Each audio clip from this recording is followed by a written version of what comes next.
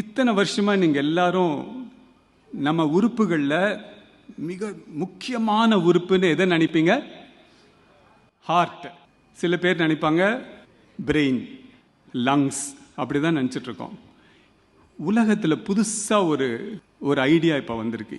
Heart, லங்கு, brain இது எல்லாத்தோட ஒரு மனிதனுக்கு முக்கியமானது அவனுடைய தசைகளும் எலும்பும் தான். என்னைக்கு நடக்கிறதுக்கு உங்களுக்கு பாதிப்பு வருதோ அன்னைக்கே உயிர் போயிடுச்சு.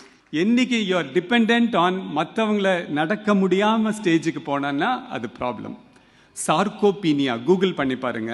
சார்கோபீனியானா மசில் வேஸ்ட் ஆகிறது. ஆஸ்டியோபொரோசிஸ்ங்கிறது எலும்பு சுத்தமாக சாஃப்ட் பட்டர் மாதிரி ஆகிடும். அந்த கடினமான எலும்பு சாஃப்ட் ஆகிடும்.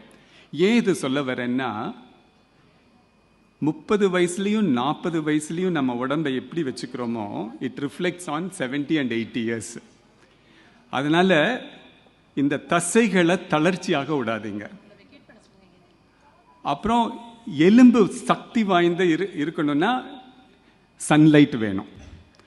ஸோ 20-30 வயசுலேருந்தே எக்ஸசைஸ் பண்ணுறதும் வெளியில் போய் நின்று சன்பாத் எடுக்கிறதும் ரொம்ப முக்கியம். சார்கோபீனியாவும் ஆஸ்டியோபொரோசிஸும் இல்லைன்னா உங்களுடைய ஹார்ட்டு, லங்கு எல்லாமே சிறப்பாக வேலை செய்யும்.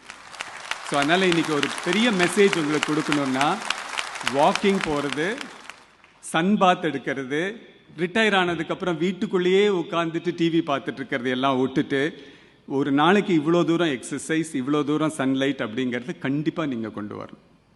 கொண்டு வந்தானே இந்த ஹார்ட், லங்கு ப்ராப்ளம் எல்லாமே போயிடும். கடைசி நாள் மட்டும் நடந்து சாகணுங்கிற மன உறுதியோடு நீங்கள் இருந்தீங்கன்னா ஹார்ட், லங்கு எப்போவுமே இளமையாக இருக்கும்.